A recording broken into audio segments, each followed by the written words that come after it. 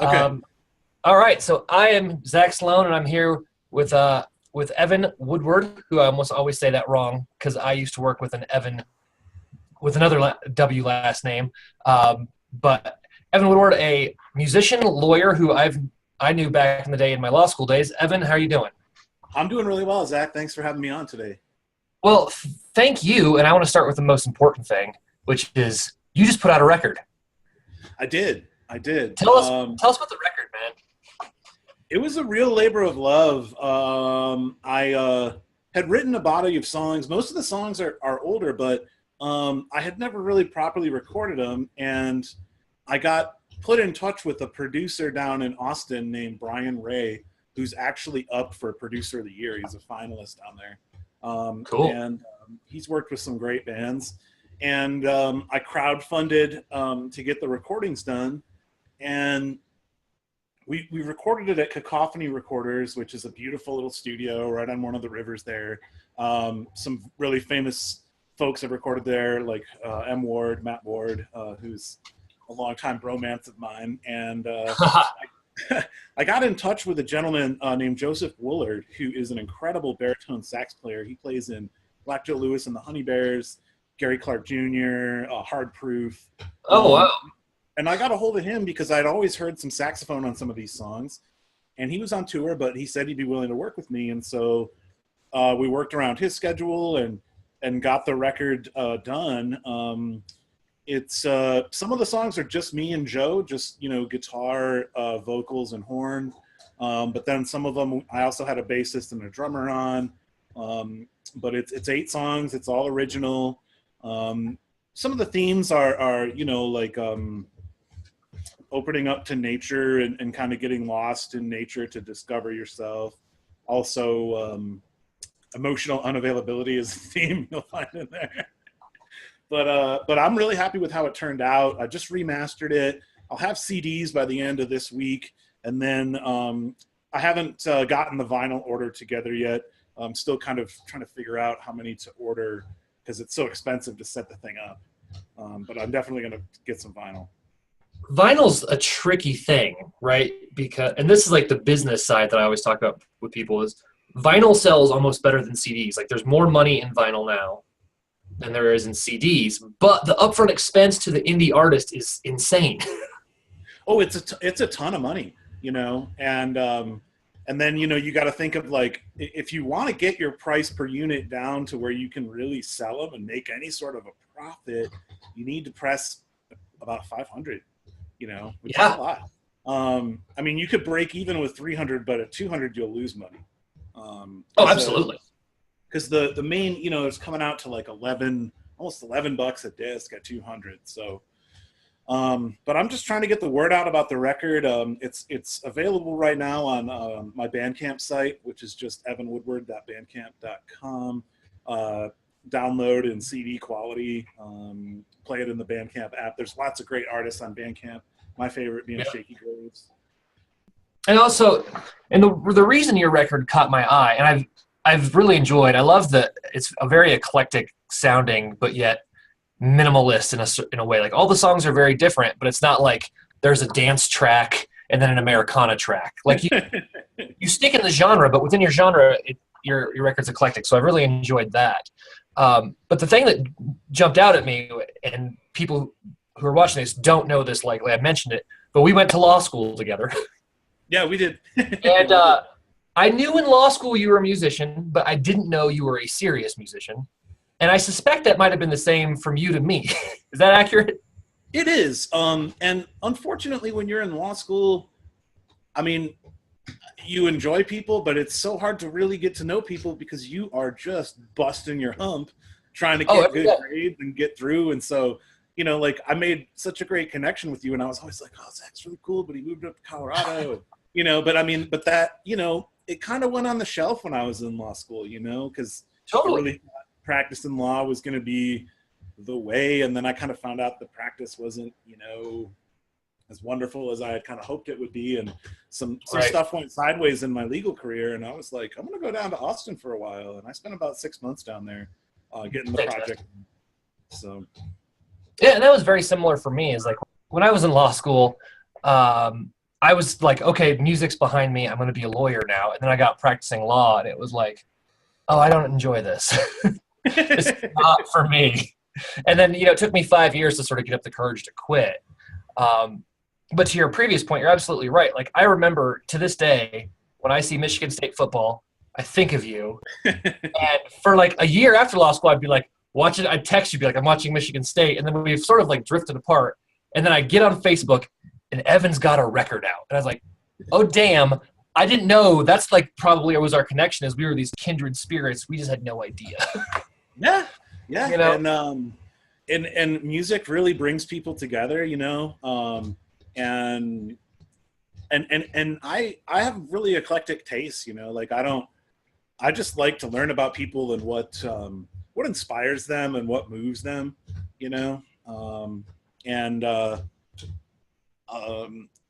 I'm proud about the record because I think it sounds real. I mean, I think it sounds professional, but the songs are really presented like kind of at their core. There's not a lot of frills. The coolest sounds on the record, I think, are my old teacher gave me this Silvertone when he retired from the 50s, and it's called the Mojo, and it's got like a tailpiece and everything, raised top, and the song Old Coast Road and then Ramblin' and Consolation Prize are all recorded with the Mojo, and the tone that we got out of that thing was just intense, and beautiful, I thought. I'm glad you brought that up, because I actually wanted to ask you about Consolation Prize. So what were you running it through?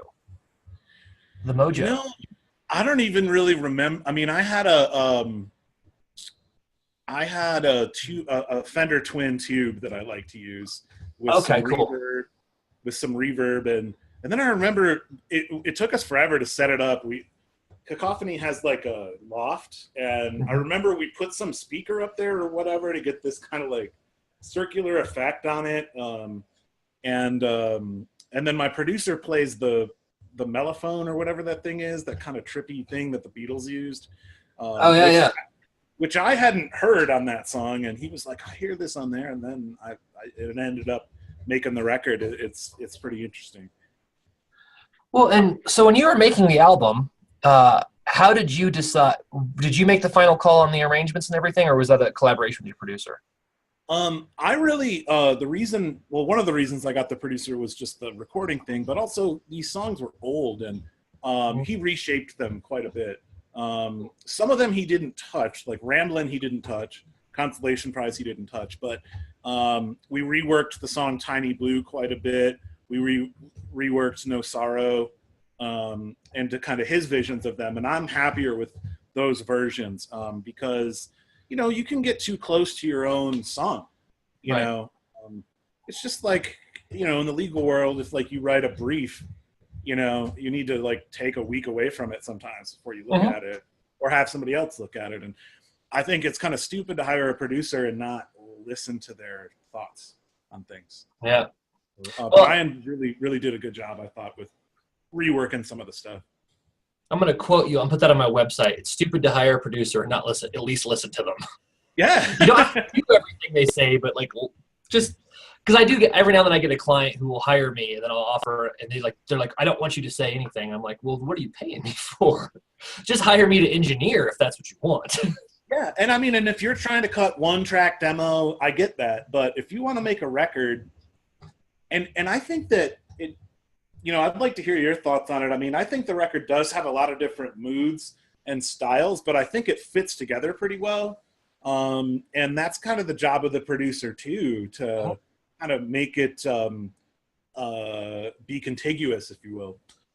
Well, and I can tell you, at least when I'm producing records, the biggest thing I do, I think, is song selection. Is we'll get 30. If an artist has 30 songs, my biggest job is in pre-production to help them whittle that down to 10. Or I actually like what you did better and go shorter with 8, because that is a more like 70s vinyl thing, is to have 8 or 9 songs instead of 10, 12, 15. Which, yeah, bless you for that, by the way. Well, and the other thing is people's attention spans. They're so short. And frankly, I have some more songs that I've written. I haven't written a large body of work, to be honest, but those were, I really thought, the best songs, and And and I think it comes out to just under 40 minutes, something like that. So it'll fit fine on a record. Which that's primo for vinyl, right? Like I think 38 to 40 is the sweet spot, right? So it is. Yeah, I think it's 22 minutes a side or something like that. Yep. So I've got a little room to spare, but well, and the thing is, though, the closer you get to that limit, then you start losing sound quality, right? So to keep it shorter is better. And plus, my favorite records had 8 songs, 9 songs on them. Yeah, I mean, if you think of what are some of your examples of your favorites? I love the sound of Aerosmith's Rocks, which I think was 9 songs. It was very almost kind of in the same way of your record of, it was professionally done. It was produced, but it was just 5 dudes playing live, making an album. Led Zeppelin's second album, which was a little bit different because they recorded it very piecemeal, but I think that only had 8 or 9 songs as well, and most of them, with the exception of like 1 or 2, were really short. Yeah, and I wanted a live feel for my record, and it's all recorded live, other than the horns were recorded to the track, and then some of the guitar solo stuff I do in a couple of the songs. But the bass, drums, and it was the producer, was real clear that I really needed to be able to nail it, and I did. I just don't like to. I can't play guitar and not sing if it's my song. I can't just sit there and mouth the words and do it. And so he just stuck me in a room that got real hot after a while. And for sure. But it was best that way, frankly, because I wanted a live feel, and we did hire the drum and bass, and it took them a little while to get the songs, but they did. And was really happy with the drums on No Sorrow and stuff. But back to the short record, I mean, you think about Pink Moon by Nick Drake and how short that record is, or even Dark Side of the Moon, if we're going to stick in the middle. Right. That's right around 40 minutes, 42 minutes, it clocks in. So you don't need, more is not necessarily better. And the only song that really jams out on that record is Ramblin', and that's because Joseph Woolard, the horn player, he wrote a 4-part baritone sax harmony for the chorus, and then he just goes off, and it's just gorgeous. And I'm like, why should we tailor this song down? Well, and it works for some, because when I listen to your record, it's not like a jam band album. It's definitely kind of an Americana singer-songwriter thing, but that is part of the genre as well, as if the song requires it, you kind of rock out for a minute. And there's nothing wrong with that. Yeah. I mean, it's really far from jam band. I'm not a noodler. And the song and the producer was real good about, the songs don't go on forever. They don't, they have a point, they have a nice arc. And I don't have anything against jam bands. It's just, that's not my style. But Joe rocks out on the horn, and then I do some crazy guitar stuff at the end of Big Sur Vibrations, and on Tiny Blue, there's a little jam out, but it's short. It's just one time around, and then it hits. Yeah. So and I found in the records I'm making for myself, when I first started making music in 99, 2000, my guitar solos are always a minute long, and then now if I can get them about 10 to 15 seconds, that feels about right. So I've gradually shortened myself. And my favorite musical movement of my lifetime was hands down the grunge era. And and almost no one in the grunge era soloed that much initially. And then they kind of did, but my dog wants to get in on the interview. Dude, my channel's dog friendly, so that's cool. Okay. If you think about the solos in the grunge era, they were pretty minimal too, for the most part. I mean, Pearl Jam's kind of the exception to the rule, but a lot of people don't even really lump them in with grunge because they're really more kind of classic rock. Yeah, I always consider them a modern classic rock kind of thing, but I still love them. They're great. Oh yeah, I love them. I love all those bands. But yeah, Alice in Chains, short solos, Soundgarden, short solos, Nirvana, short solos, simple solos. Yeah. Yeah, sometimes less is more, and that almost gets us full circle back to when we talked about the length of your record, of keeping it compact. Attention spans are shorter.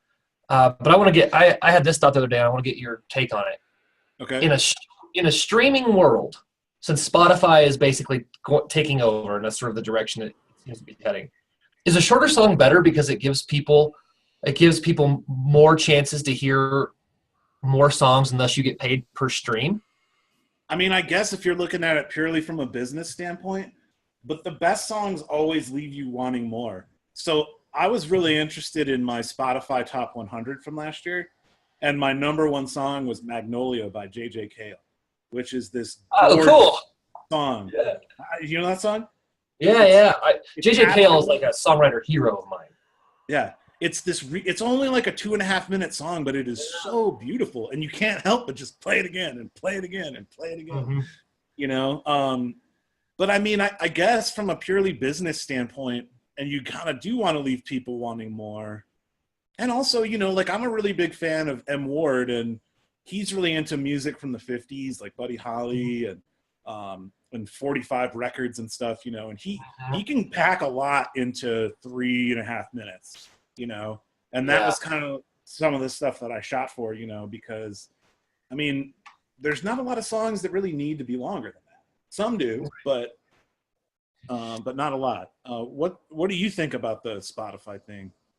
I largely think the same thing you do, is maybe if you're looking at it strictly from a numbers perspective. But the thing that worries me is that if that mindset takes hold, that then the goal becomes just the shortest song possible, and you start sacrificing quality.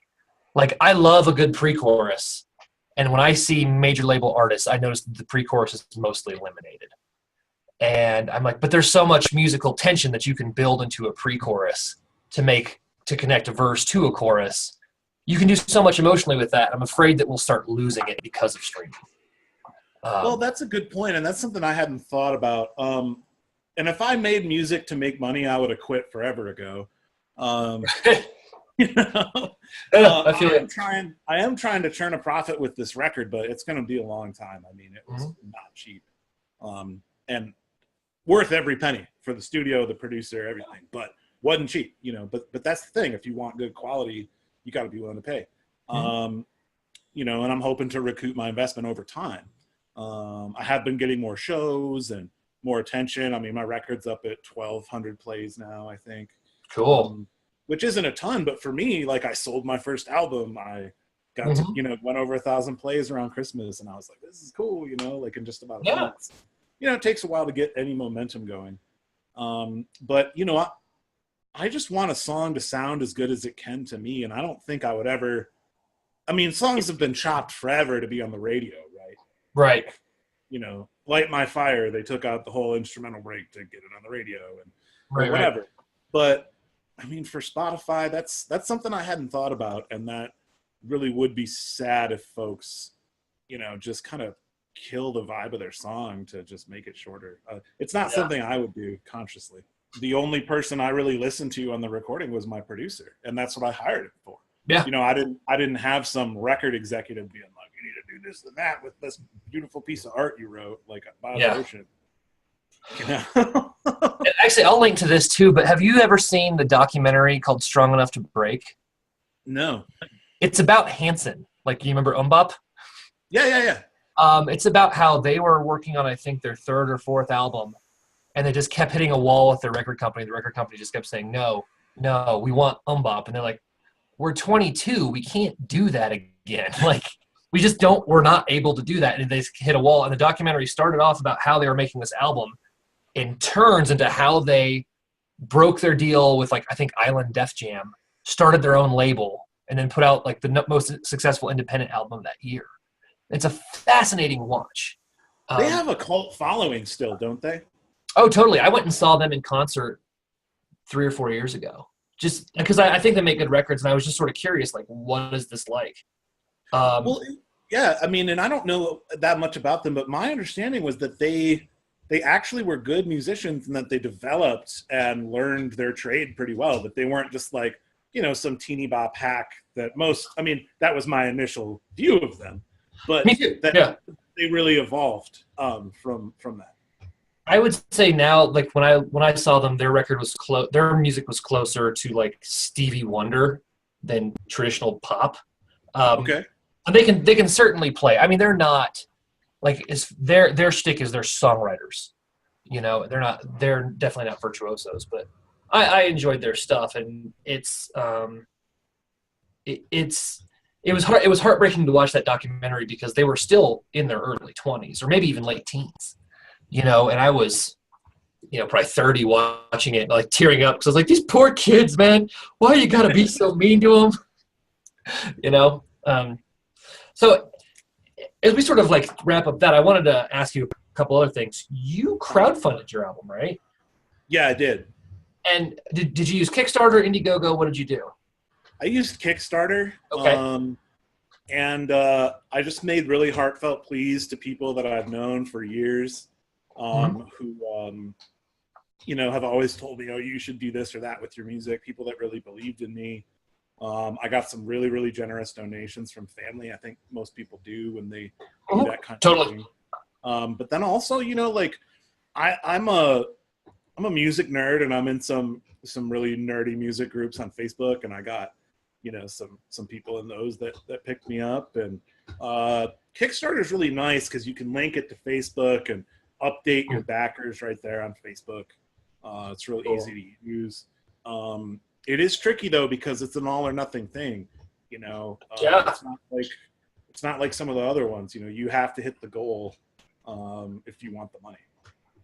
Which I actually, from like a business perspective, like, because in my head, if you don't hit your goal and you don't have enough money to say make your record, but you still get like say 70% of it, how are you going to fulfill the demand?